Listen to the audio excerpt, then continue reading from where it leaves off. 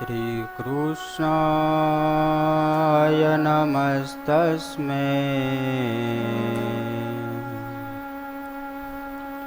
યઃ સાક્ષાત ધર્મનંદનઃ ભુવિ ભૂત્વા હરન્ત્યંત તમસ્તમસ ઇવાંશુમાં સચ્ચિદાનંદરૂપાય વિશ્વોત્પત્યાદિહેતવે તાપત્રય વિનાશાય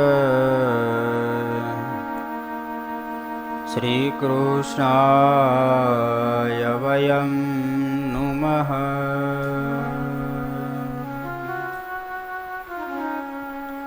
ઓમ અવતારિણે શ્રી સ્વામિનારાયણાય નમો નમઃ. ઓમ અવતારિણે શ્રી હરિકૃષ્ણાય નમો નમઃ.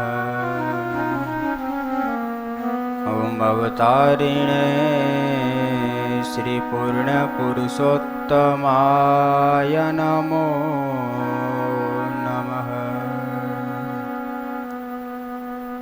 સહજાનંદ સ્વામી મહારાજની જય. 2 મિનિટ ભગવાન શ્રી હરિનું મનમાં ધ્યાન કરી વંદુના પદનું બધાય સર્વે સાથે મળીને ગાન કરીશું.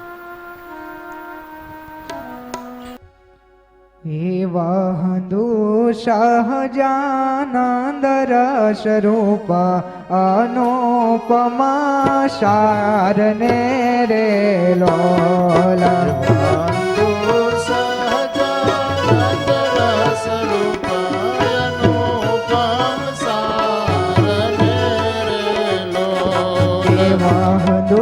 સહજાનંદ રસ રૂપ અનુપમા સારને રે લોલા. અંદુ સહજાનંદ રસ રૂપ અનુપમ સારને રે લોલા. કે જેને ભજતા છૂટે પંદ કરે ભવ પારને રે લોલા. જેને ભજતા છૂટે બંધ કરે ભવ પારને રે લોલા. સમરૂપ પ્રગટ રૂપ સુખધામ અનુપમા નામને રે લોલા. સમરૂપ પ્રગટ રૂપ સુખ ધામ અનુપમ નામે રે લોલા. કે જેને ભવ બ્રહ્માદિક દેવા ભજે તજે કામને રે લોલા. જેને ભવ બ્રહ્માદિક દેવા ભજે તજે કામને રે લોલા. કે જે હરિ અક્ષર બ્રહ્મ આધાર કે પાર કોઈ નવલ હે રે લોલા. હરે અક્ષર બ્રહ્મયાધાર કે પાર કોઈ નવલ હે લોલા. કે જેને શેષ સહસ્ત્ર મુખ ગાયને ગમને તે કહે રે લોલા. જેને શેષ સહસ્ર મુખ ગાયને ગમને તે કહે રે લોલા. વર્ણભૂ સુંદર રૂપાયનુપ યુગલ ચરાણે નમે રે લોલા. વર્ણવું સુંદર રૂપ યુગલ ચરણે નમી રે લોલા.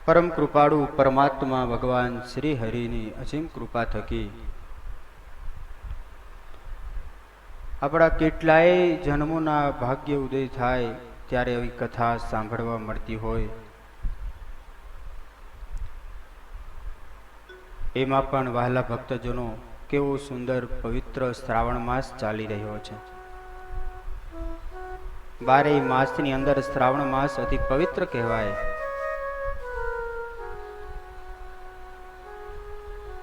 એમાં પણ આપણે અદ્ભુત લાભ લઈ રહ્યા છીએ. અહો ભાગ્ય છે આપણા. ભગવાનની કથા જ્યાં સુધી આપણે સાંભળીને આપણા જીવનમાં ચરિતાર્થ ન કરીએ, જ્યાં સુધી એને શ્રવણ કર્યા પછી મનન અને નિધિધ્યાસ ન કરીએ, ત્યાં સુધી એ કથા એ થાક ઉતારનારી બનતી નથી. ત્યારે આપણે સર્વે સાથે મળી અને કથાનું શ્રવણ તો કરીએ છીએ, પરંતુ એમની સાથે સાથે મનન કરવું, ઘરે જઈ કથા શ્રવણ કરી હોય એનું મનન કરવું અને નિધિધ્યાસ કરવો, એટલે ધીરે ધીરે સાક્ષાત્કાર થશે. ગઈકાલે આપણે ધામધૂમથી બાલકૃષ્ણલાલનો જન્મોત્સવ ઉજવ્યો હતો. એ આખું ગોકુળ આનંદમય થઈ ગયું છે. આ ગોકુળની અંદર ચંદન વૃષ્ટિ થઈ છે. એ ગોપ ગોપીઓ ખૂબ રાજી થયા છે, કારણ કે નંદ બાબા છે ને એ ગોકુળના રાજા હતા, અને ગોકુળના રાજાને ત્યાં પુત્રની પ્રાપ્તિ થાય એટલે સહેજ બધાને આનંદ તો થાય જ. એટલે બધાએ સાથે મળીને ગોકુળની અંદર આનંદ કર્યો છે. નંદ બાબા પણ ખૂબ સુખી હતા. હજારો ગાયો હતી એમને ત્યાં. બધાને ખૂબ દક્ષિણાઓ આપી છે. ગાયોના પણ ખૂબ દાન આપ્યા છે. એ ગોકુળની અંદર આનંદ છવાયો છે. હવે આપણને બીજા ઘણા પ્રશ્ન થશે કે આ કંસ છે એ કોણ છે? કારણ કે ઉગ્રસેન મહારાજ હતા એ ખૂબ ધાર્મિક હતા, પરંતુ એમનો પુત્ર કંસ, એ કંસ આવો દુષ્ટ પાપી જીવાત્મા શા માટે? એ ગોપી નંદ યશોદા કોણ છે? મથુરા એટલે શું? વસુદેવ દેવકી કોણ છે? ગોકુળ એટલે શું? તો આ બધા જ પ્રશ્નના જવાબ આજની કથામાં આપણને મળશે.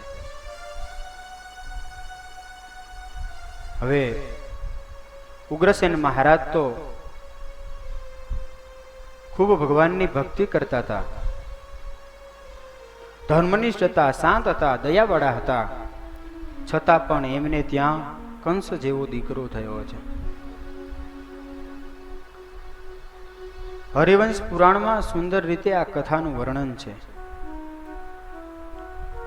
એ ઉગ્રસેન મહારાજનો દીકરો નથી કંસ, પરંતુ ઉગ્રસેન મહારાજની એક રાણી હતા. એ રાણીને છેતરી અને એક અસુરે સમાગમ કરેલો, એના દ્વારા જે પુત્ર થયો એ કંસ. ઉગ્રસેન મહારાજને મોટી ઉંમર સુધી એક પણ સંતાન ન હતું. ત્યારે એકવાર મહારાણી સખીઓની સાથે વનવિહાર કરી રહ્યા છે. એ વનવિહાર કરતા હતા. એ વનવિહાર કરતા કરતા સુયામુન નામના પર્વતે ગયા છે, અને ત્યાં સખીઓની સાથે આનંદ કિલોલ કરે છે. એ જ વખતે આકાશમાં બેસી, આકાશની અંદરથી રથમાં બેસી અને સૌ દેશનો રાજા એ દાનવપતિ દુર્મેલ ત્યાંથી નીકળ્યો છે. રાણીને જોતા વેદ એ રાણીની અંદર મોહ પામ્યો છે. પોતે અનેક પ્રકારની આસુરી માયાને જાણતો હતો. હવે ધ્યાન કરી અને જાણી લીધું છે કે આ રાણી છે એ કોણ છે. બધું જ જાણી લીધું, પોતે કામ મોહિત થયો છે. અને ઉગ્રસેન મહારાજનું રૂપ ધારણ કર્યું. ઉગ્રસેન મહારાજનું રૂપ ધારણ કરી અને એ રાણીની પાસે આવીને મીઠી મીઠી વાતો કરવા લાગ્યો છે. મીઠી મીઠી વાતો કરી અને રાણીને છૈત્રા છે અને એમની સાથે સમાગમ કર્યો છે. પરંતુ એ તો પતિવ્રતા નારી હતા. તરતો તરત ખ્યાલ આવી ગયો, આ મારો પતિ નથી.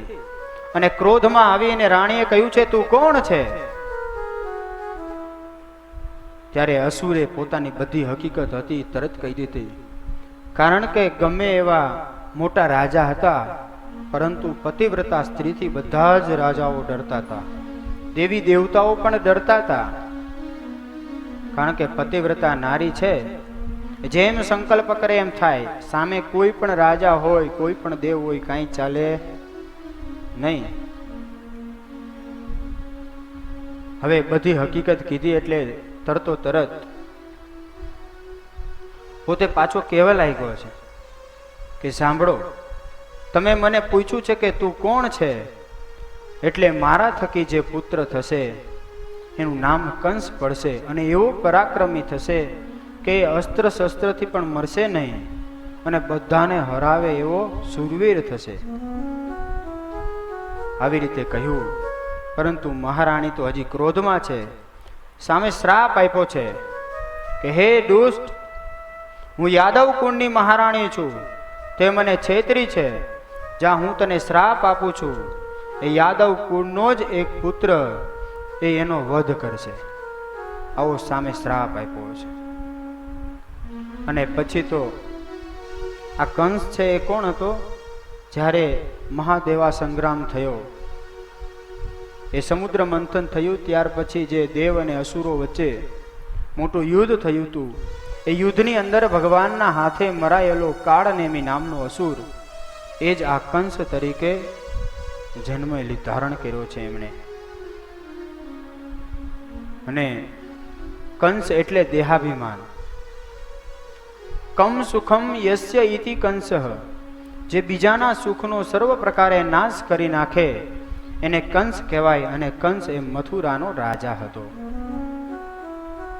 મથુરા એટલે મધુરાતી ઇતિ મધુરા. મથુરા દેહરૂપી જે નગરી છે ને એ મથુરા છે. સંતો આનું ખૂબ મોટું રહસ્ય બતાવે છે શાસ્ત્રોમાં કે ભગવાન એ કંસની નગરીમાં એક કારાગૃહની અંદર પ્રગટ થયા, પરંતુ એ કારાગૃહ છોડી અને ગોકુળમાં ચાલ્યા ગયા છે. શા માટે? કથા સમજાવે છે કે જ્યાં અભિમાન છે ત્યાં ભગવાન ક્યારેય રહેતા નથી. અને કંસ છે એ સાક્ષાત અભિમાનનું સ્વરૂપ હતું. એટલે ભગવાન જન્મતાની સાથે જ, એ પ્રાગટ્ય થતાની સાથે જ ગોકુળમાં ચાલ્યા ગયા છે. હવે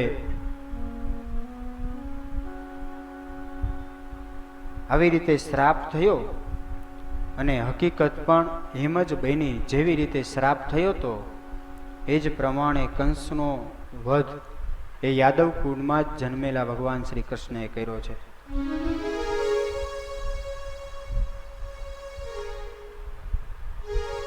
અને ગોકુળમાં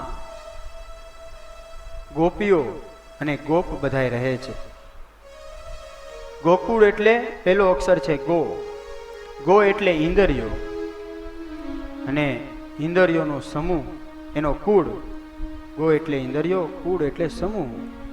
જ્યાં ઇન્દ્રિયોનો સમૂહ સર્વે એકત્રિત કરી અને ભગવાનમાં જોડેલો છે એ ગોકુળ છે. જે ગામની અંદર રહેલા નર નારીઓ એ બધાએ જ પોતાના ઇન્દ્રિયોને ભગવાનમય કરેલા છે, માટે ગોકુળ કહેવાય છે.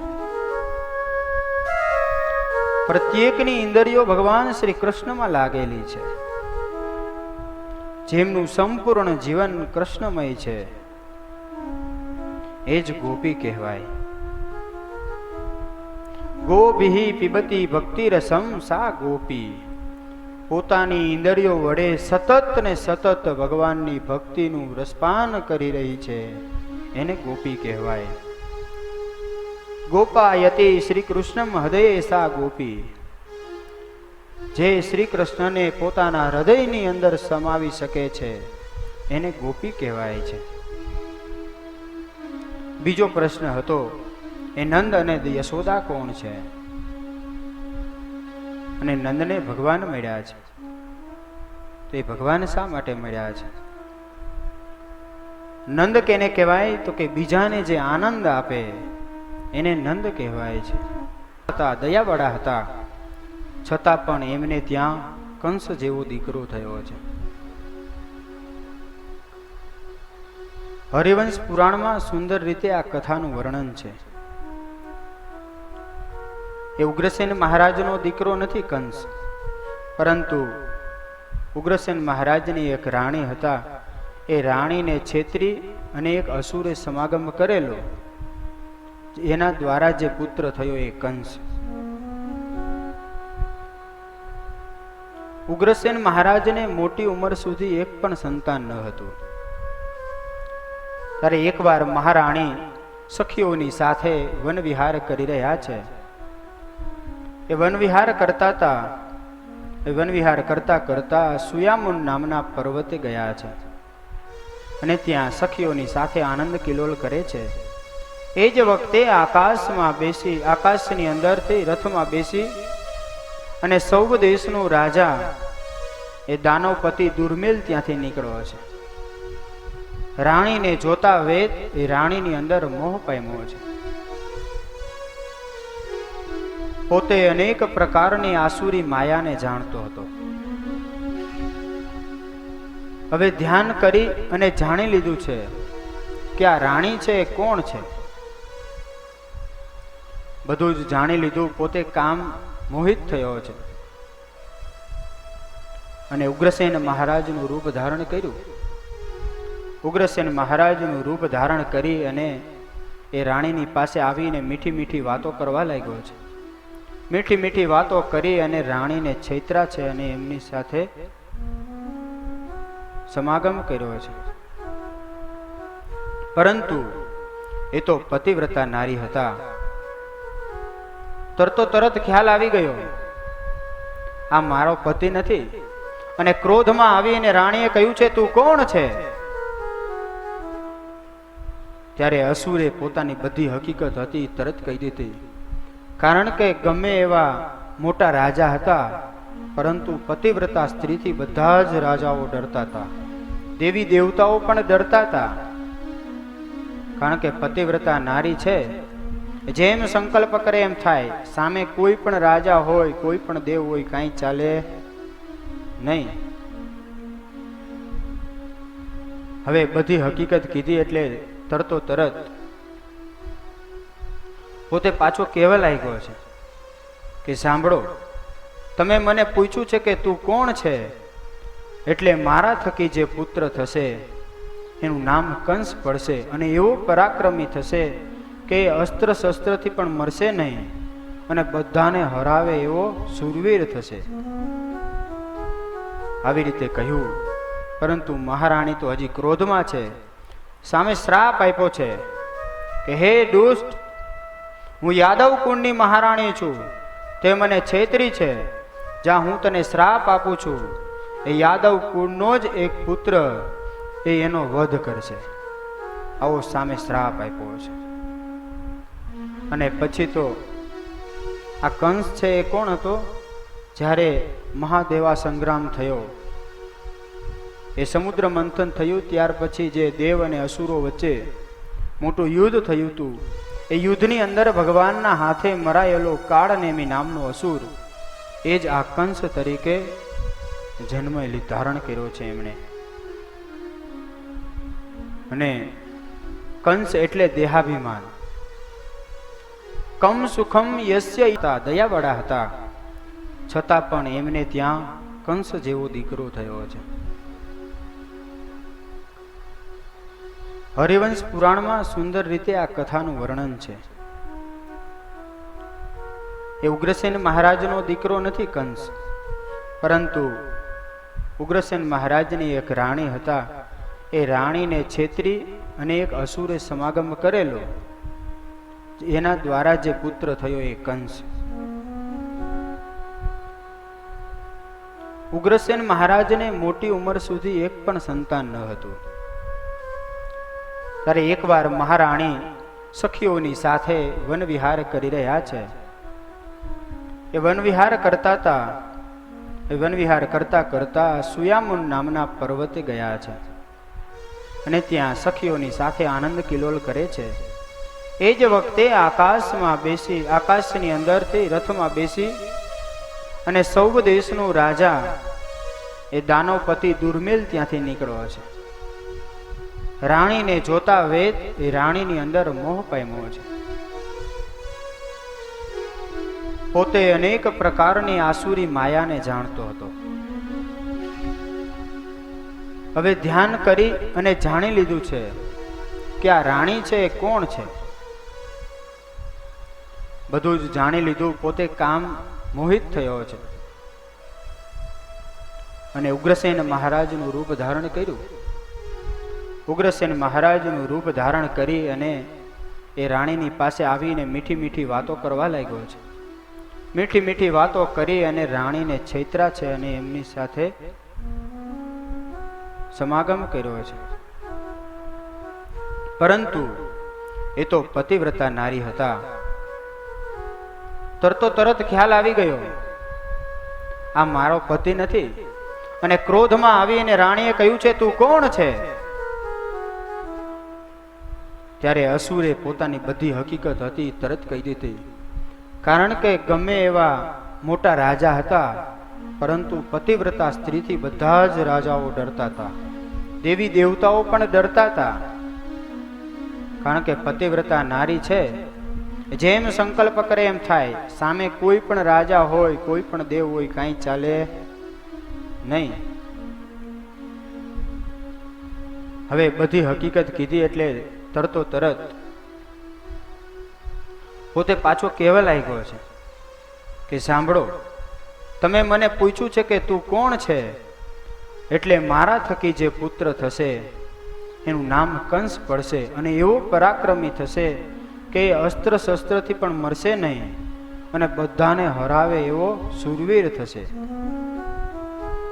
આવી રીતે કહ્યું. પરંતુ મહારાણી તો હજી ક્રોધમાં છે.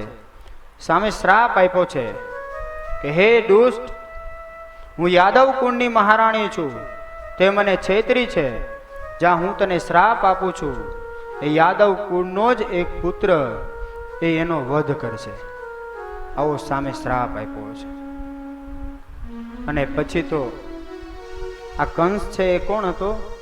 જ્યારે મહાદેવા સંગ્રામ થયો, એ સમુદ્ર મંથન થયું, ત્યાર પછી જે દેવ અને અસુરો વચ્ચે મોટું યુદ્ધ થયું હતું, એ યુદ્ધની અંદર ભગવાનના હાથે મરાયેલો કાળનેમી નામનો અસુર એ જ આ કંસ તરીકે જન્મ ધારણ કર્યો છે એમણે.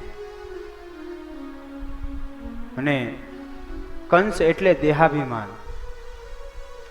કમ સુખમ યસ્ય ઇતિ કંસઃ, જે બીજાના સુખનો સર્વ પ્રકારે નાશ કરી નાખે એને કંસ કહેવાય. અને કંસ એ મથુરાનો રાજા હતો.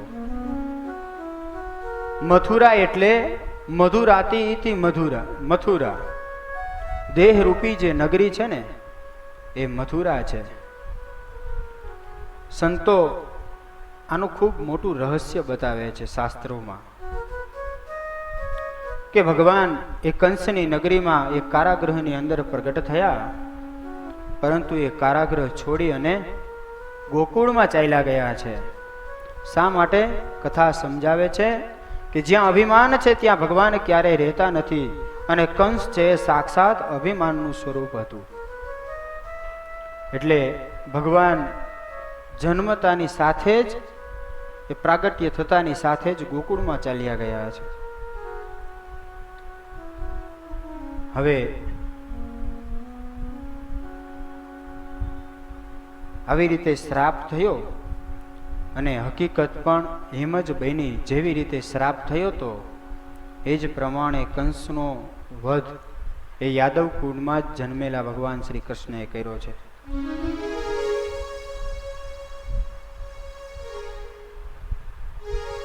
અને ગોકુળમાં ગોપીઓ અને ગોપ બધાય રહે છે. ગોકુળ એટલે પહેલો અક્ષર છે ગો. ગો એટલે ઇન્દ્રિયો, અને ઇન્દ્રિયોનો સમૂહ એનો કુળ. ગો એટલે ઇન્દ્રિયો, કુળ એટલે સમૂહ.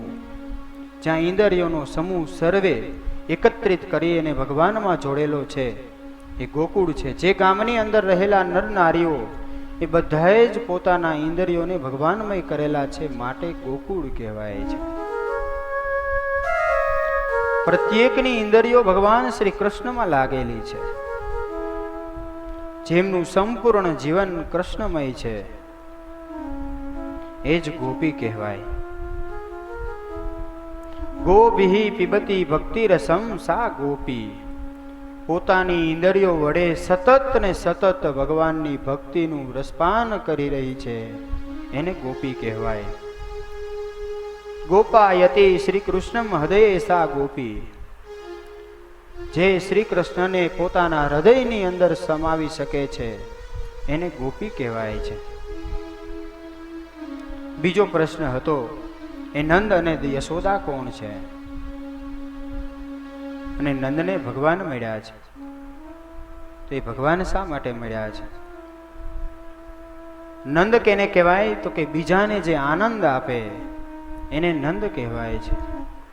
જે બીજાને પરમાનંદની પ્રાપ્તિ કરાવે એને નંદ કહેવાય.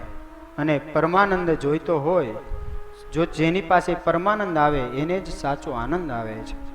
એટલે કે જેના જીવનમાં પરમાત્મા આવે એને જ સાચો આનંદ આવે છે, એને સાચો આનંદ મળે છે. એટલે બીજાને આનંદ આપતા શીખો. નંદ બાબાએ બધાને આનંદ આપ્યો છે. માળા ફેરવવા બેસો, કથા સાંભળવા બેસો છો, સેવા કરો તો પણ જે આનંદની પ્રાપ્તિ ન થાય એ આનંદ નંદ બાબાની પાસે બેસતા થતી હતી, કારણ કે એને પરમાત્મા મળ્યા હતા. એટલે બીજાને આનંદ આપતા શીખવું. કવિઓ સુંદર કહે, આનંદ કે પરમાનંદ માણે માણે ફેર, એક લાખો દેતા નવ માળે અને બીજા ત્રાંબિયાના તેર. એક આવે સુખ ઉપજે, એક ગયે દુઃખ થાય, એક વિદેશ ગયો ન વિસરે અને કે પાસે ન પોસાય. અમુક અમુકની તો પાસે બેહીએ તો એમ થાય કે આ ઝડપથી જાય તો સારું, કંટાળી જાય. પરંતુ આપણે જેની પાસે બેસીએ ને એને પણ ભગવાનનો આનંદ આપણે કરાવી શકતા હોવા જોઈએ, એને સાચો આનંદ આપવા જોઈએ. ત્રીજો પ્રશ્ન હતો યશોદા એટલે કોણ? યશોદા કોને કહેવાય? યશાંતિ દદાતી ઇતિ યશોદા. જે બીજાને સતત યશ આપે એને યશોદા કહેવાય છે.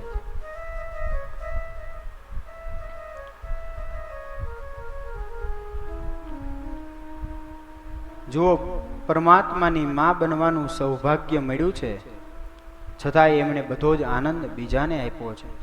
સાચો આનંદ ગોપીઓને અપાયો છે. કવિઓ કહે છે, હે યશોદા, અમે તને શું કહીએ? અરે યશોદા, તે પૂર્વ જન્મની અંદર કેટલા એ પુણ્ય ભેગા કર્યા હશે કે તારે ત્યાં પરમાત્માએ જન્મ ધારણ કર્યો છે. અરે જે આનંદ એ ઇન્દ્રને ન મળે, બ્રહ્માને ન મળે, અરે કામદેવનો નાશ કરનાર ભગવાન શિવને પણ જે આનંદની પ્રાપ્તિ ન થાય, એ આનંદ આજે તને સામે ચાલીને ભગવાન પોતે એ તારા ખોડે પધાર્યા છે. તારા ખોડામાં બેસી અને કેવો આનંદ આપે છે.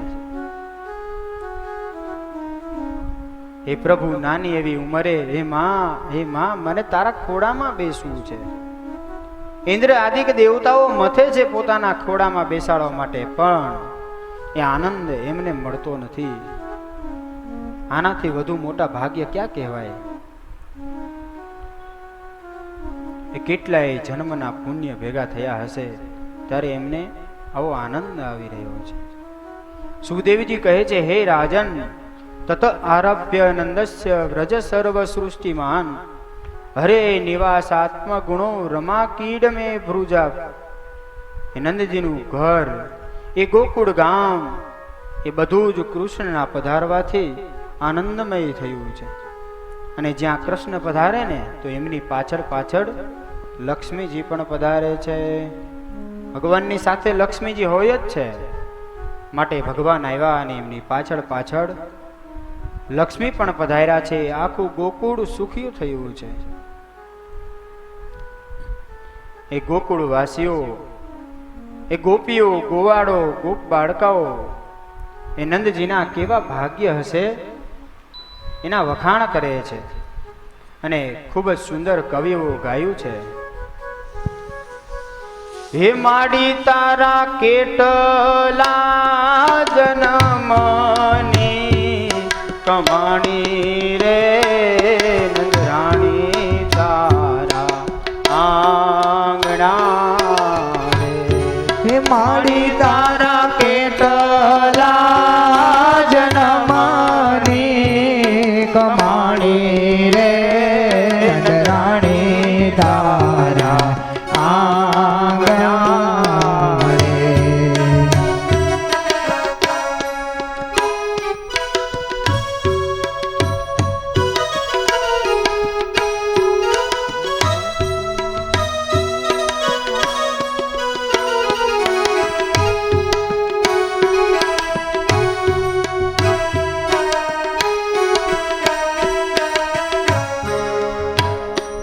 હે માતને મોહન કહે,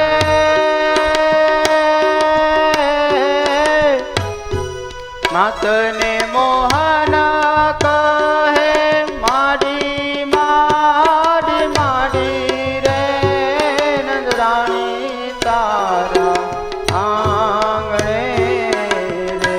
હે માડી તારા કેટલા જન્મની કમાણી રે નંદરાણી તારા આંગણા રે.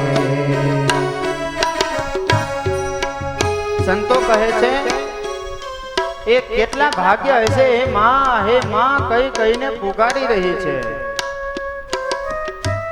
એ વિશ્વભરનું ભરણ પોષણ, આખા વિશ્વનું જે ભરણ પોષણ કરે છે એનું ભરણ પોષણ કરનાર આજે યશોદાનો સાડીનો પાલવ પકડી અને કહે છે માં માં મને ભૂખ લાગી. હે માં મને ભૂખ લાગી છે.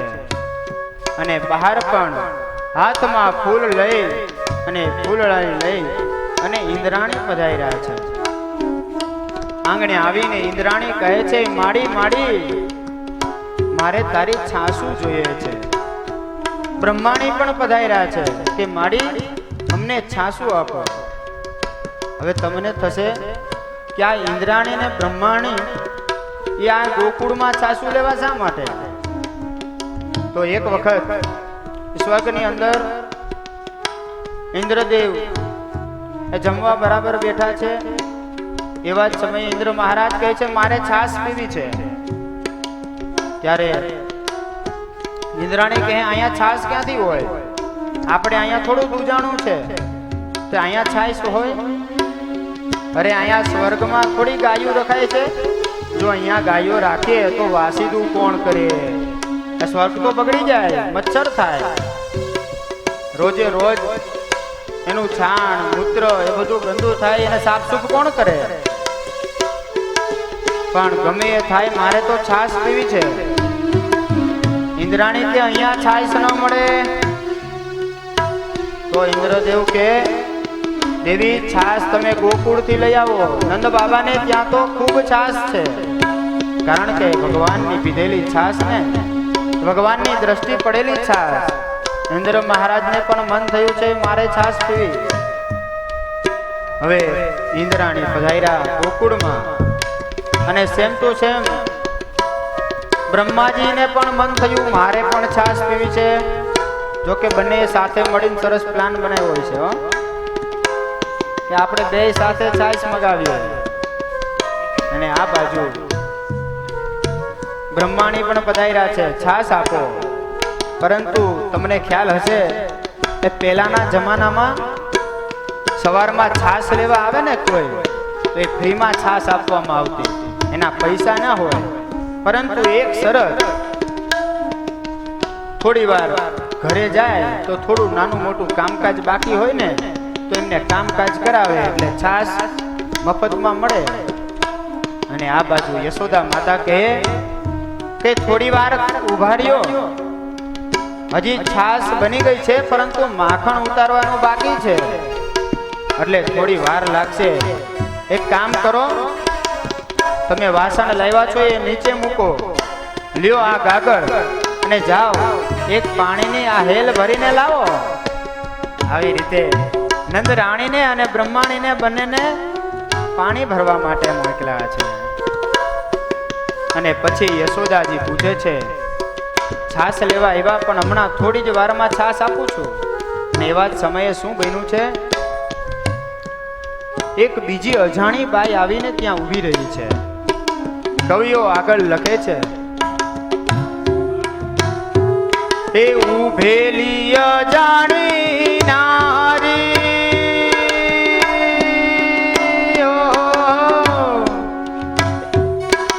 એને એ લક્ષ્મીજી રે લોભાણી રે નંદરાણી તારા આંગણે.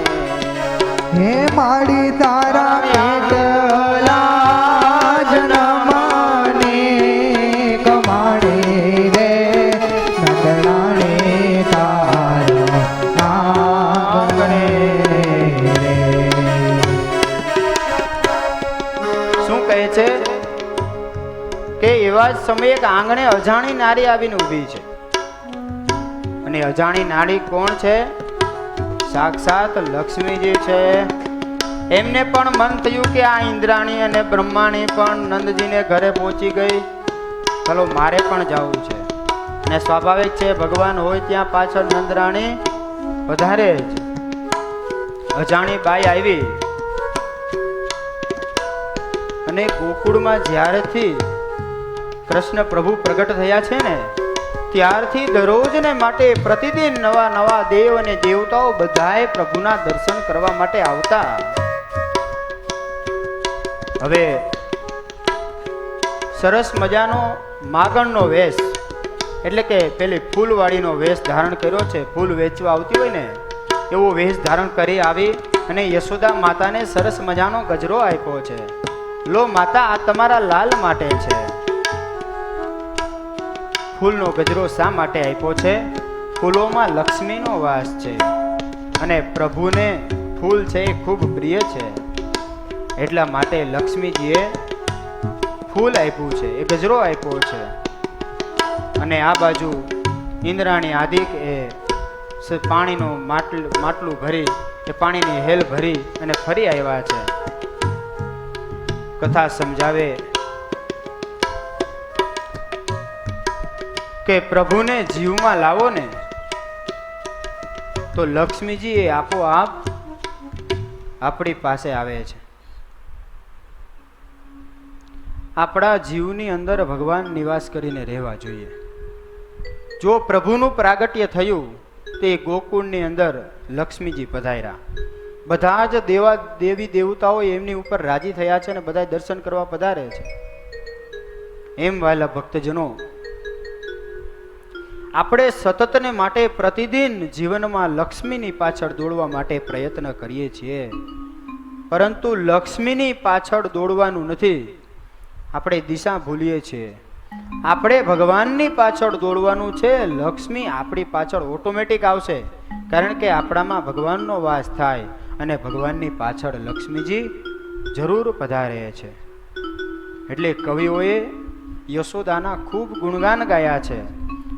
યશોદા પણ ખૂબ ભાગ્યશાળી છે. માત્ર યશોદા જ ભાગ્યશાળી છે એવું નહીં, દેવકી પણ ભાગ્યશાળી છે. કારણ કે જસ છે માત્ર યશોદાને ન મળે, દેવકીને પણ મળે છે.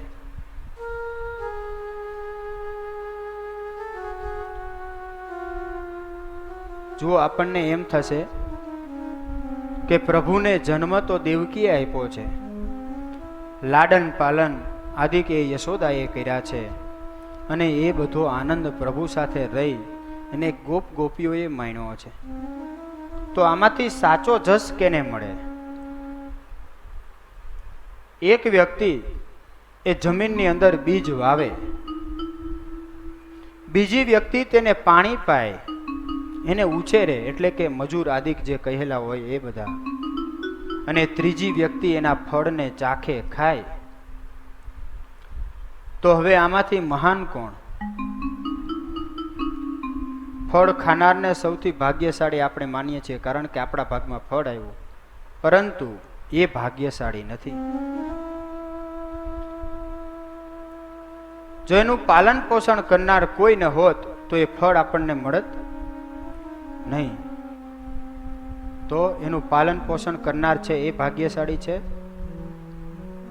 તો સમજો એ બીજને વાવ્યું જ ના હોત તો ખરેખર સાચો જસ છે ને એ બીજ વાવનારને છે. એ બીજ વાવે પછી એને ઉછેરવાનું વાત છે, અને ત્યાર પછી એનો આનંદ લઈએ ખાઈ પીને. એમ આજે સુખદેવજી મહારાજ કહે છે, મુક્ત મુનિ નામ મૃગ્યમ કિમપી દેવકી ફલતી તત્પાલયંતી યશોદા કામમ ભુવિ ભૂંજતે ગૌપ્યૈ. સુખદેવજી જેવા સંસારથી વિરક્ત મુનિઓ પણ જેની શોધ કરી રહ્યા છે એવા ફળની પ્રાપ્તિ આજે દેવકીને થઈ છે. માટે દેવકી સર્વથી શ્રેષ્ઠ છે.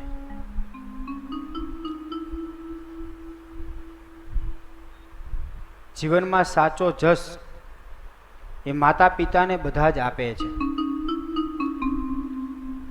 ભલે એમના જીવનની અંદર એમને 2 પુત્ર હોય અને એક પુત્ર ભગવાનને રસ્તે વળ્યો હોય ને, તો એમ ભગવાનને રસ્તે વળેલા ભક્ત એને જ્યારે બિરદાવતા હોય ને તો શું કહે? ધન્ય છે એની માતાને કે જેમણે આવા પુત્રને જન્મ આપ્યો, કે એને ભગવાનના માર્ગે વાળ્યો છે. આવી રીતે ખૂબ દેવકી અને યશોદાના ગુણગાન કવિઓએ ગાયા છે. હવે આ બાજુ પ્રતિદિન ગોકુળની અંદર એક પછી એક દેવતાઓ આવે છે. કૈલાસપતિ શિવજીને પણ એમ થયું કે હું પણ હવે દર્શન કરી લેવો, મારા પ્રભુ પ્રગટ થઈ ચૂક્યા છે. આજે ગોકુળ છે ને વૈકુંઠ સમાન બન્યું છે.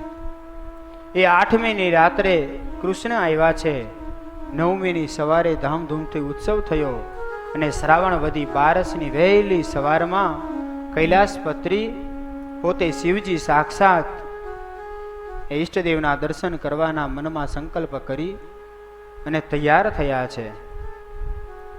વહાલા ભક્તજનો, આપણે ઘણી વખત કથાઓનું શ્રવણ કર્યું છે.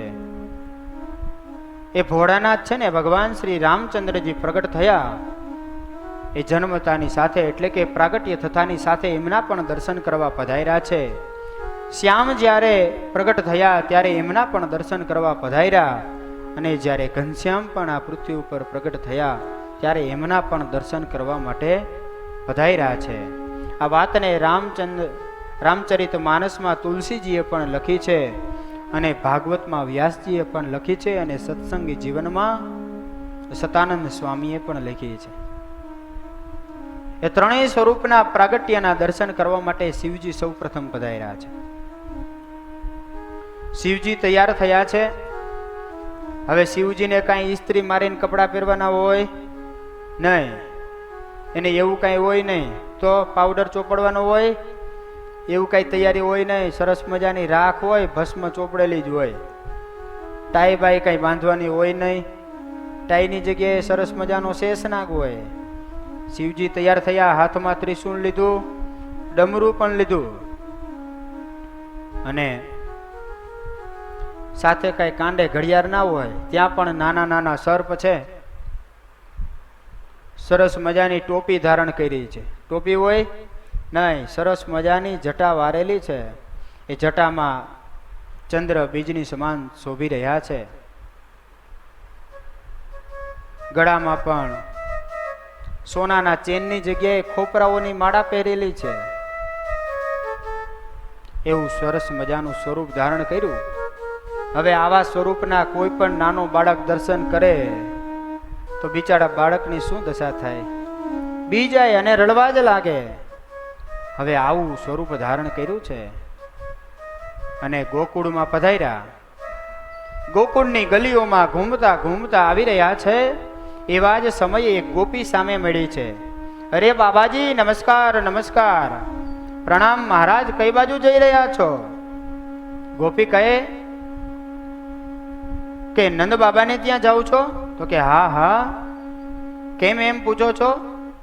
તમે તો જોતા મોટા જ્યોતિષ જેવા લાગો છો. अरे बहुत अच्छा सोचा आपने. मैं ज्योतिषी हूँ और ज्योतिष जोने के लिए ही यहाँ पर फिरता हूँ. अरे बाबा, आपका नाम क्या है? मेरा नाम सदाशिव जोशी है. नाम बतावी दीधु हो. अरे बाबा, मेरे साथ चलो, मैं आपको ये यशोदा का घर बतलाती हूँ. અને શિવજીને સાથે લઈ અને નંદ બાબાની ઘરે લઈ ગયા છે. એ ગોપી એ કહે છે, બાબા देखो ये रहा, ये नंद बाबा का घर है. શિવજી તો બહાર ઊભા રહ્યા, કારણ કે આજ્ઞા વગર કોઈના ઘરમાં પ્રવેશ કરાય નહીં. એ પ્રભુના દર્શનને બાને બહાર આવીને ઊભા છે. લાલાને બહાર ક્યારે માતા લાવે છે અને ક્યારે દર્શન કરીશ, મનમાં સંકલ્પ કરે છે. ગોપી દોડતી દોડતી અંદર ગઈ. अरे मैया मैया, कौन आया है? देखो तो खरा, बड़ा जोगी आया है. मैया जल्दी बाहर आके देखो, ए नगर में जोगी आया है. શિવજી ગોકુળમાં પધાર્યા અને એ શિવજીના સ્વરૂપનું વર્ણન કવિઓ ખૂબ સુંદર રીતે કીર્તનની અંદર લખે છે. हे नगर में जोगी आया, सजोदा के घर आया, वेद कोई समझ न पाया, सबसे बड़ा है तेरा नाम, तेरा नाम. भोलेनाथ भोलेनाथ घर आया, वेद कोई समझ न पाया, सबसे बड़ा है तेरा नाम, तेरा नाम. भोलेनाथ भोलेनाथ भोलेनाथ भोलेनाथ भोलेनाथ भोलेनाथ.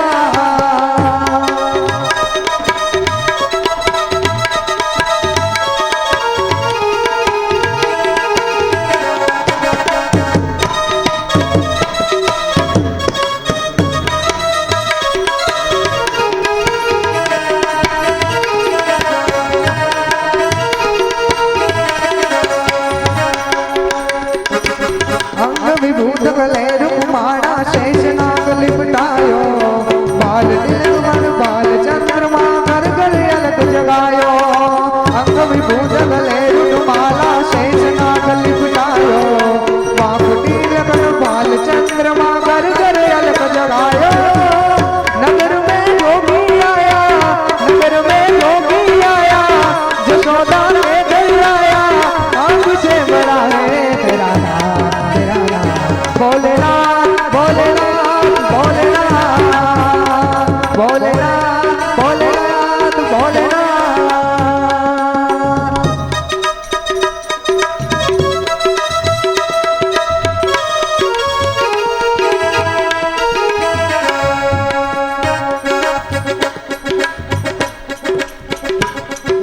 ले भिक्षा निकली रंग रानी, कंचन काल जड़ायो, दो भिक्षा जोगी आसन में बालक में रुदरायो.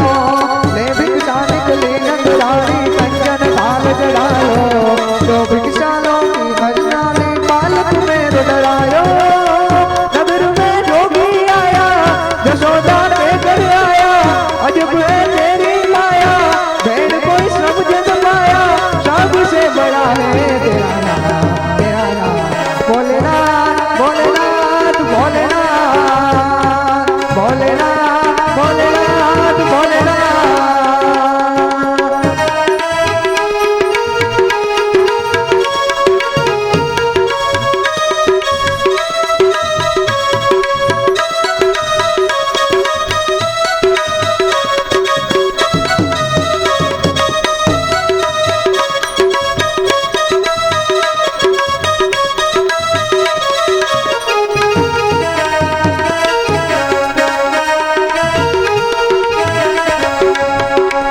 देना चाहिए तेरी दौलत दुनिया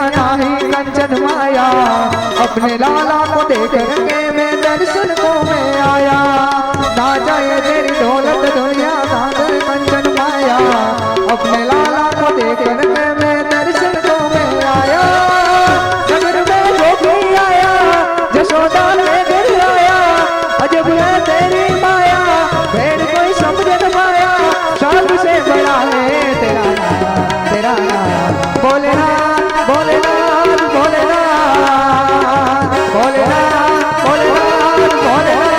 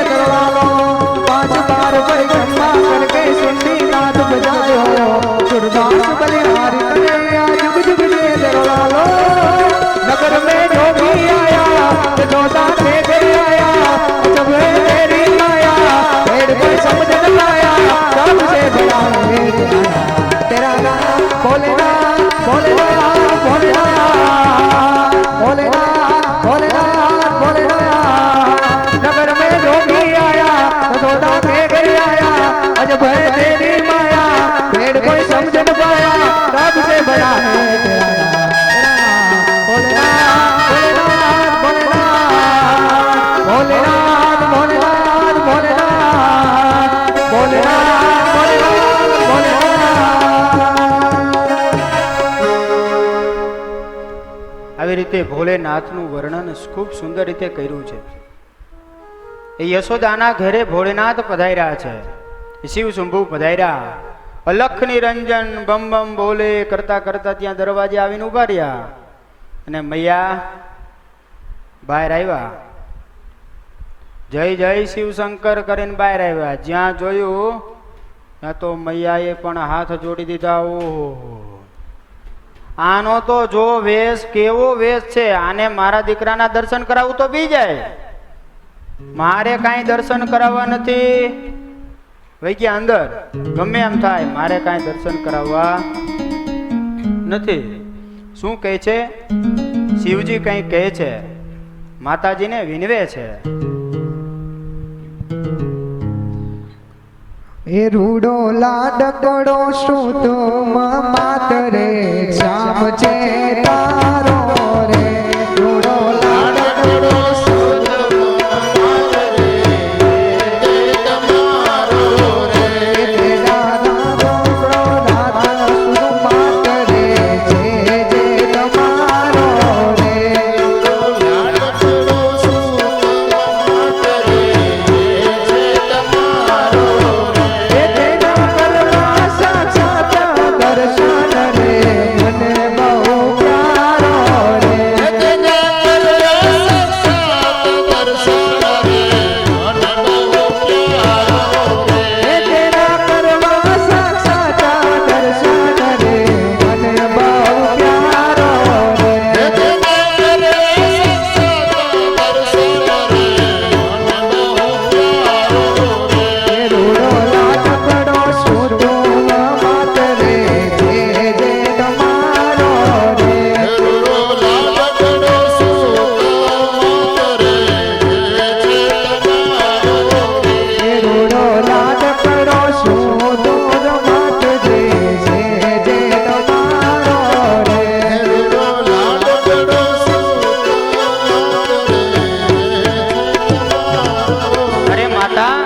તમારો લાલો સાક્ષાત પરમેશ્વર છે, હું એના દર્શને આવ્યો છું. માતા તમે મને દર્શન કરાવો.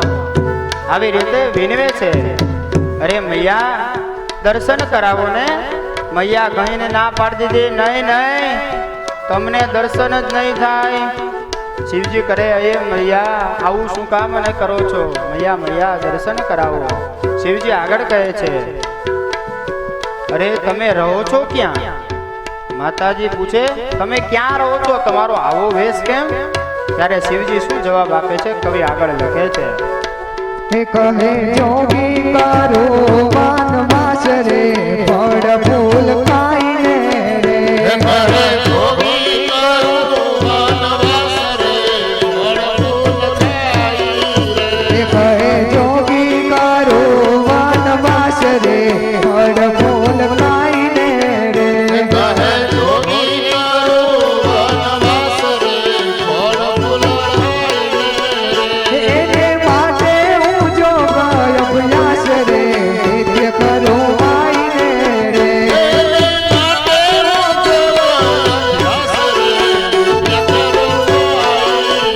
એને માટે હું જોગ અભ્યાસ રે નિત્ય કરું આઈને રે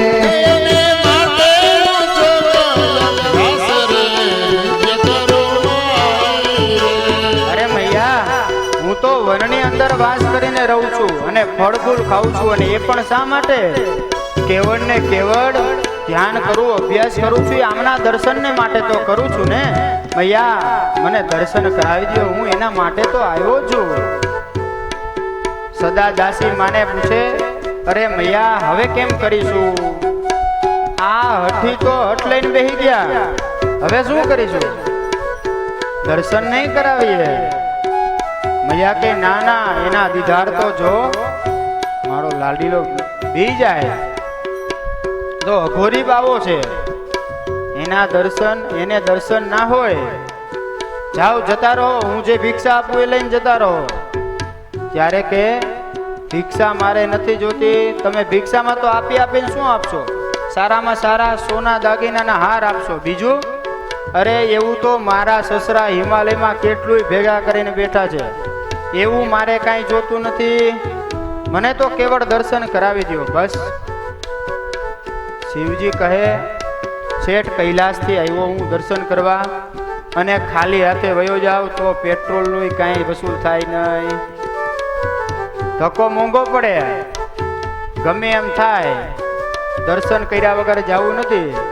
બ્રહ્માનંદ સ્વામીએ પણ ખૂબ સરસ પ્રભાતિયામાં લખ્યું છે ને કે બહુરૂપી દરવાજે બેઠા હે શંકર નેજા ખોડીને રે, મુખડું જોવા આતુર મનમાં સતત નેજા ખોડીને રે. સવારમાં વહેલા નેજા ખોડીને બેસી ગયા હતા કે જાવ જ નહીં, હઠ લઈ લીધી હો કે દર્શન કર્યા વગર જાવ નહીં. હવે ભગવાન શિવજીએ શું કર્યું? મૈયા માનશે નહીં એટલે ભગવાનનું ધ્યાન કરવાનું ચાલુ કર્યું, ભગવાનની સાથે એકાગ્રતા સાધી. ભગવાન કે હવે તો મારે શિવજીને દર્શન દેવા જ પડે, એટલે ભગવાને અંદરથી ચાલુ કર્યું, કંઈક ઉપાય ગોતો. શું કરું? ભગવાને રોવાનું ચાલુ કરી દીધું, અને ભગવાને રોવાનું ચાલુ કર્યું. કારણ કે વાલા ભક્તજનો, એક નિયમ છે, જ્યારે ભગવાનને સાચા હૃદયથી પોકારીએ ને એટલે ભગવાન આપણું આર્તનાદ છે એ સાંભળતા હોય છે. શિવજીએ હૃદયથી એકાગ્રતા સાધી છે, ભગવાનને પોકાર્યા, અને આ બાજુ બાલ સ્વરૂપ કૃષ્ણ કનૈયા કે હવે મારે દર્શન દેવા પડશે. માતા ભલે ના પાડે, દાસી કહે મૈયા દર્શન કરાવી દે, આ તારો લાલો રડતો છાનો રહેતો નથી. હવે એને પણ ખબર પડી ગઈ કે ઓલો બહાર ઊભો ઊભો બાવો કાંઈક તાંત્રિક વિદ્યા કરતો લાગે. કયું નો હોઠ બળબળ બળબળ બોલાવે છે હો, એ જ કંઈક કરે છે. જો આ જાજા મંત્ર તંત્ર કરે એ પેલા દર્શન કરાવી દે. દાસી કહે છે હવે શિવજીને તો ખૂબ ઈચ્છા, પરંતુ આ બાજુ મૈયા માનતા નથી. પછી ઓલીએ ખૂબ સમજાવ્યા દાસીએ, એટલે મૈયા કે કંઈ વાંધો નહીં, ચાલો દર્શન કરાવી દો. એટલે એક સરસ મજાની રેશમી ગોદડી લીધી, અને રેશમી ગોદડીમાં એ લાલાને વીંટો છે, અને સરસ મજાનું ગાલે ટપકું કર્યું, નજર ના લાગી જાય એટલે વ્યવસ્થિત ખાલી મુખારવીને દેખાય એટલા જ દર્શન થાય એવી રીતના કપડાની અંદર વીંટી દીધા, અને લઈને ગયા બહાર. હવે શિવજીને દર્શન કરાવ્યા. શિવજી કે જ્યાં સુધી હાથમાં ન આપે ત્યાં સુધી વસૂલ થાય નહીં પેટ્રોલના, રમાડીને જ જાઓ. હવે હાથમાં લેવા માટે તલ્લીન થયા છે. અરે મૈયા મૈયા, હું તો મોટો જ્યોતિષ છું, તારાના બાબાનો હાથ મને જોવા દે. હવે હાથ જોવો હોય તો કઈ એના હાથમાં તો ન હોય, પોતાને હાથમાં લેવા પડે લાલને. એટલે માતાજી પાસેથી લાલને લેવા માટે પોતે મથે છે, પોતે એમનેમ નહીં આપે, એટલે ડુમરો કર્યો, નાચે છે ડમરું હાથમાં લઈ. એટલે કવિ આગળ લખે છે,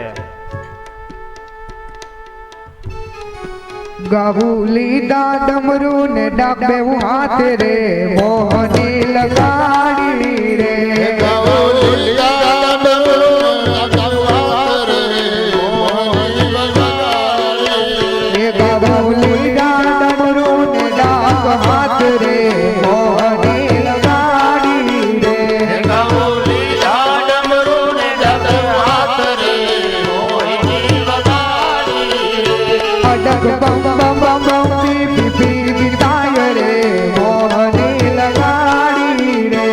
અગર બમ બમ બી હાય રે, મોહની લગાડી. અડગ બમ બમ બમ પી પી તાય રે, મોહની લગાડી રે. અગર બમ બમ બી હાય રે, મોહની લગાડી. કરી તાંડવ મહાનો જગાય રે, નાચવાન લાગ્યા રે. હરે તાંડવ મહાનૃત્ય ગાય રે, નાચવાન લાગ્યા રે. કરી તાંડવ મહાનો જગાય રે, નાચવાન લાગ્યા રે. હરે તાંડવ મહાનૃત્ય ગાય રે, નાચવાન લાગ્યા રે. એ ગમ્યો સૂરજ ને સિંધુ નિદાન રે, શેષનાગ જાગ્યા રે. થઈ ગયો સૂરજ ને સિંધુદાન રે, શેષનાગ જાગ્યા રે. એ ગમ્યો સૂરજ ને સિંધુ નિદાન રે, શેષનાગ જાગ્યા રે. થઈ ગયો સૂરજ ને સિંધુદાન રે, શેષનાગ જાગ્યા રે. કરી તાંડવ મહાનો જગાય રે, નાચવાન લાગ્યા રે. હરે તાંડવ મહાનૃત્ય રે, નાચવાન લાગ્યા રે. હવે શિવજીએ આવી રીતે તાંડવ નૃત્ય કર્યું ત્યારે શેષ નાગ પણ હલવા લાગ્યા છે, એવું નૃત્ય કર્યું છે. અને નૃત્ય કર્યું એટલે લાલા પણ ખૂબ રાજી થયા છે. પ્રભુના દર્શન મનુષ્ય રૂપમાં કરી શિવજી પણ ખૂબ ખુશ થયા. બાલ લાલાને રાજી કર્યા અને પોતે પણ ખુશ થયા છે. પછી તો માતાએ રાજી થઈ અને બાળકૃષ્ણને શિવજીના હાથમાં આપ્યા છે. એ સરસ મજાની નાની નાની આંગળીઓ, મસ્ત પોચા પોચા ગાલ છે, સરસ મજાનું ઉદર ચરણ જોઈ અને શિવજી રાજી થયા છે. અને હાથમાં હથેળી લઈ અને હથેળી પર દ્રષ્ટિ કરી રહ્યા છે. મૈયા બોલે, દર્શન કરી લીધા? એક ધારી દ્રષ્ટિથી શું જુઓ છો? તો મારા લાલાને નજર લાગી જશે. અને આ બાજુ શિવજી એક દ્રષ્ટિથી હથેળી જોવા લાગ્યા છે. અરે મૈયા મૈયા, હું તો રેખાઓ જોઉં છું. અરે બાબા, તમે જોશ પણ જુઓ છો? હા મૈયા, આખી જિંદગી આ જ ધંધો કર્યો છે, બધાયના જોશ જ જોયા છે. ભૂત ભવિષ્ય ને વર્તમાન બધા જ કાળનું જાણું. મૈયા કહે તો મારા લાલના પણ જોશ જોઈ દ્યો ને. શિવજી મનમાં વિચારે, વાહ વાહ, જેવું જોતું તું એવું જડી ગયું. ખૂબ રાજી થયા.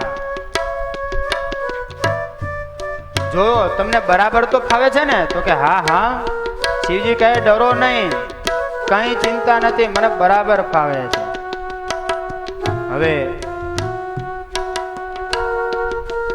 મૈયા કહે, પણ મારો લાલ તમારા મોટા બધા સરપથી ડરી જશે.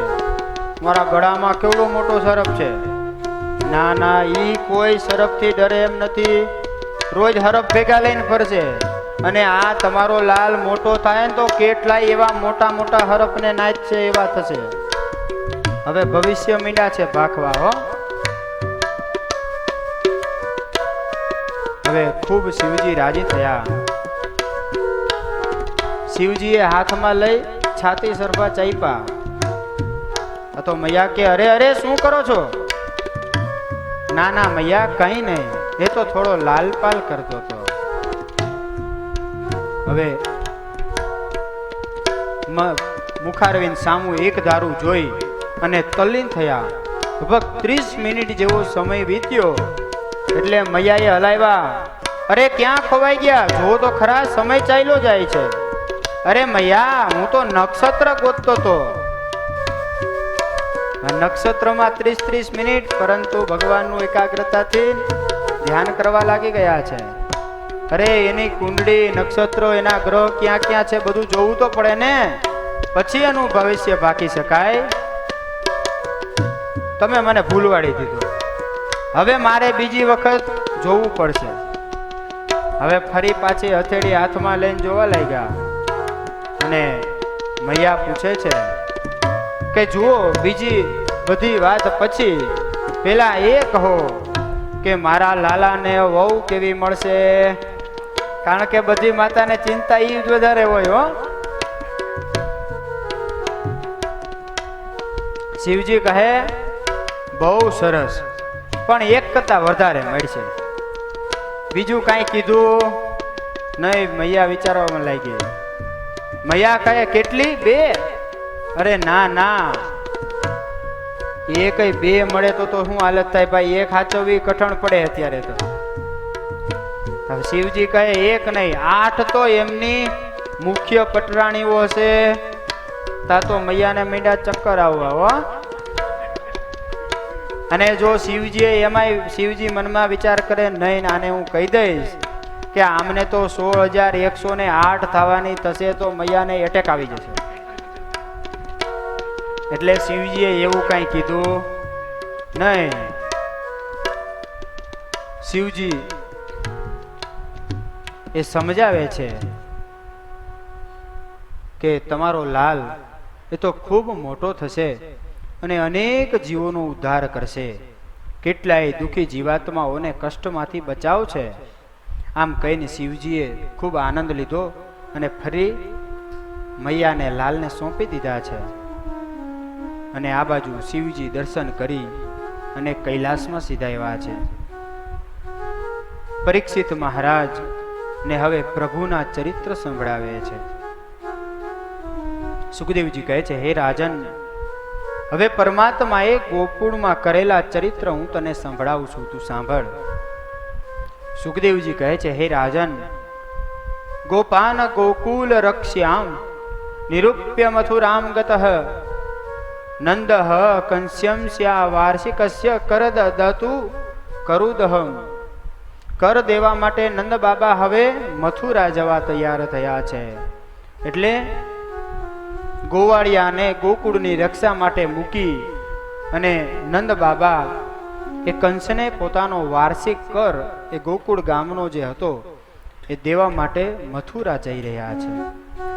કનૈયાને મનમાં થયું કે બાબા મથુરા છોડીને ગોકુળ છોડીને મથુરા જાય છે તો ત્યાં શું જવાની જરૂર છે?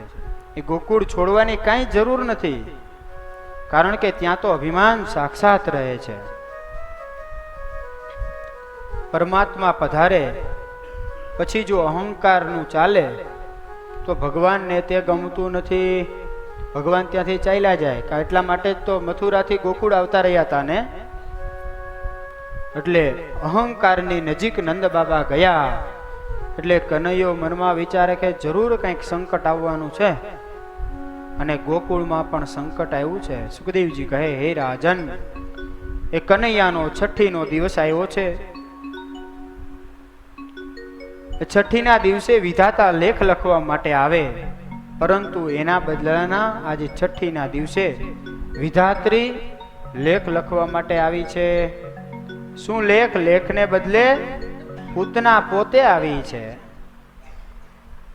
હવે પૂતના તો લેખ પર મેખ મારવા આવી હતી. કેનો લેખ? એ કંસનો લેખ. કંસને આગાહી થઈ હતી અને ભગવાન કૃષ્ણ એ જશોદાના પુત્ર તરીકે ગોકુળમાં રહે છે. દેવકીનો 8મો ગર્ભ એટલે કંસનો મોત સાક્ષાત કહેવાય, કંસનો કાળ સાક્ષાત કહેવાય. વિધાતાનો લેખ છે. એને મેખ મારવા માટે વિધાતાને જગ્યાએ વિધાત્રી આવી છે. હવે આપણે બધા જ કથાઓને જાણીએ કે જુઓ, એ બાળપણમાં ભગવાન રામચંદ્રજી હતા તો એમને પણ નાની ઉંમરે મારવા માટે એ આસુરી શક્તિ આવેલ. એ ભગવાન કૃષ્ણ પણ જ્યારે નાના છે ત્યારે આસુરી શક્તિ જ પ્રથમ આવી છે. અને ભગવાન ઘનશ્યામ પણ નાના હતા ત્યારે એમને પણ આસુરી શક્તિ છઠ્ઠીના દિવસે મારવા માટે આવી છે. એટલે પૂતના, કોટરા આદિ રાક્ષસીઓ સ્ત્રીનો વેશ ધારણ કરીને જ આવી છે. સુખદેવજી કહે છે એ નંદ બાબાએ મથુરામાં જઈ આનંદથી કંસને કર આપ્યો છે અને કર પણ વધારે ભેટ સાથે આપ્યો. ત્યારે કંસ કહે છે અરે વધારે કેમ? નંદ બાબા કે મહારાજા સાંભળો સાંભળો, મારે ત્યાં મોટી ઉંમરે દીકરો થયો છે એટલે એમની વધામણીમાં હું તમને વધારે કર આપું છું. ત્યાં તો કંસ ફૂલાવા લાગ્યો. નંદ બાબા કે મારા દીકરાને આશીર્વાદ આપો. ત્યાં તો વધારે ફૂલાયો અને ખૂબ જોર જોરથી મોટા મોટા આશીર્વાદ આપવા લાગ્યો.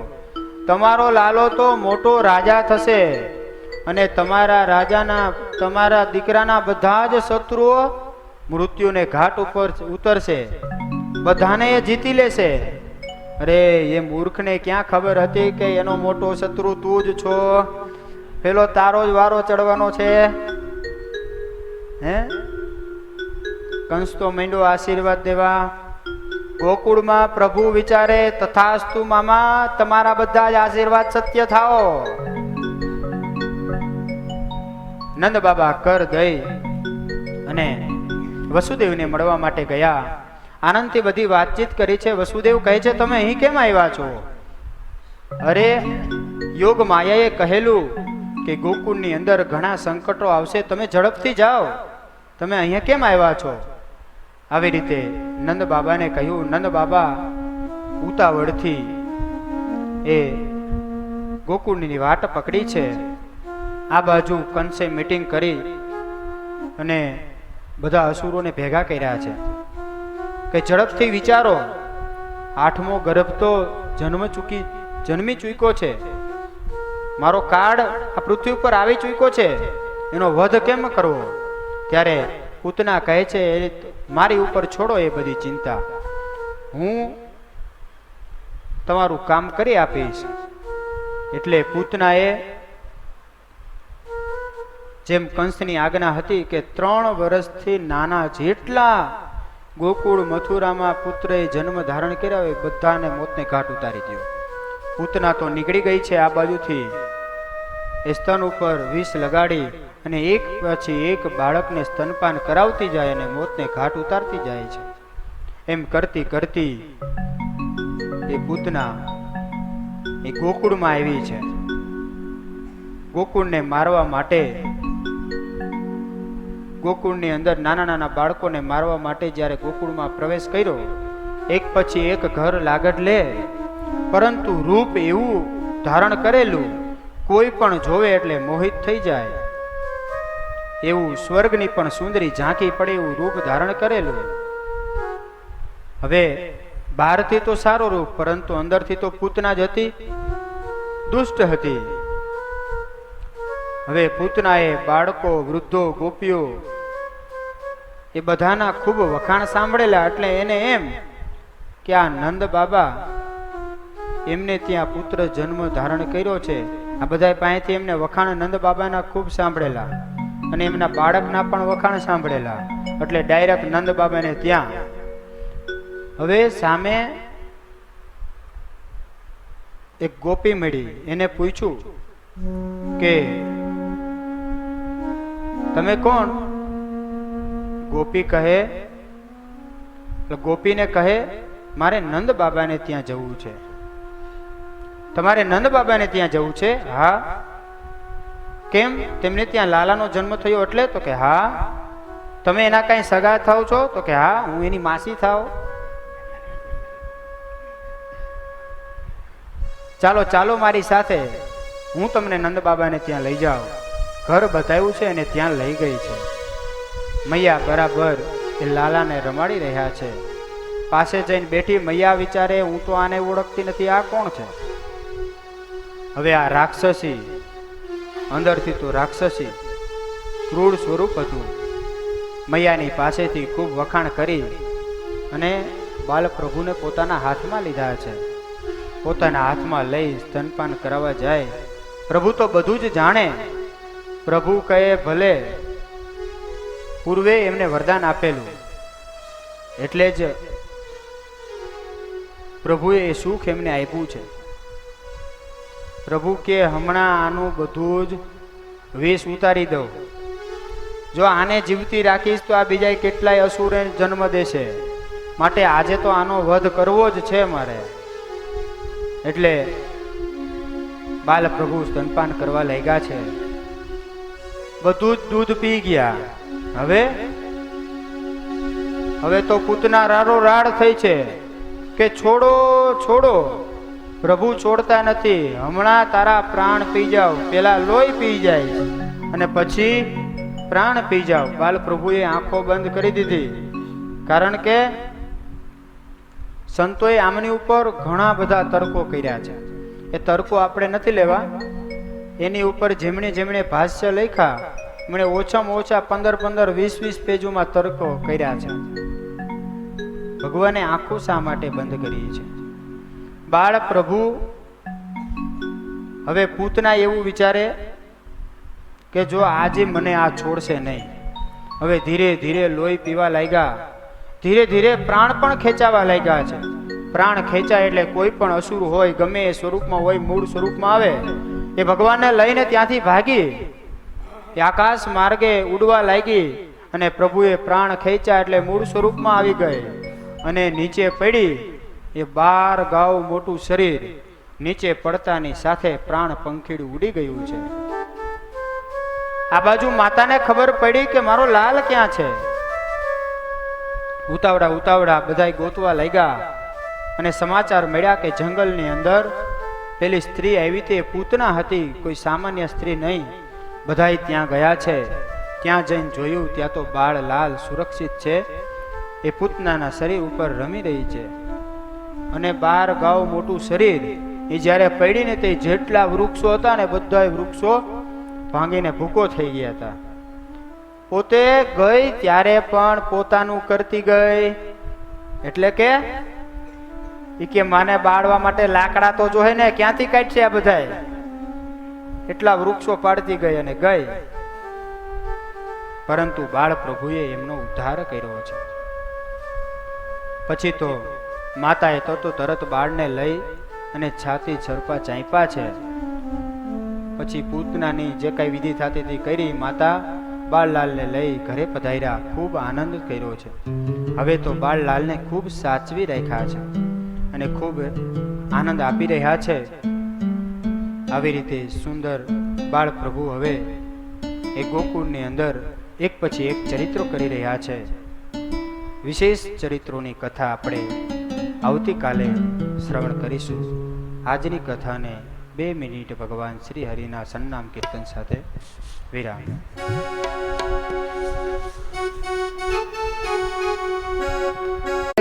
નારાયણ સ્વામિનારાયણ નારાયણ નારાયણ સ્વામિનારાયણ સ્વામિનારાયણ સ્વામિનારાયણ સ્વામિનારાયણ સ્વામિનારાયણ સ્વામિનારાયણ સ્વામિનારાયણ સ્વામિનારાયણ સ્વામિનારાયણ નારાયણ નારાયણ સ્વામિનારાયણ નારાયણ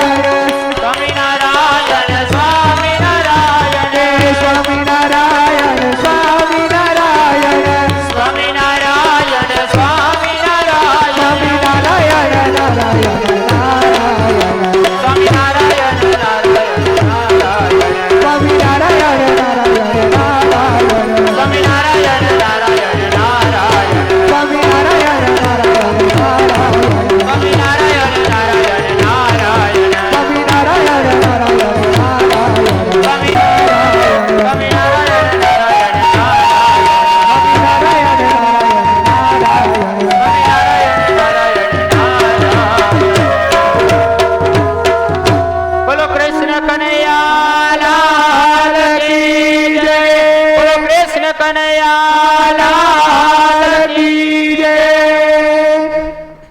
ખૂબ અદ્ભુત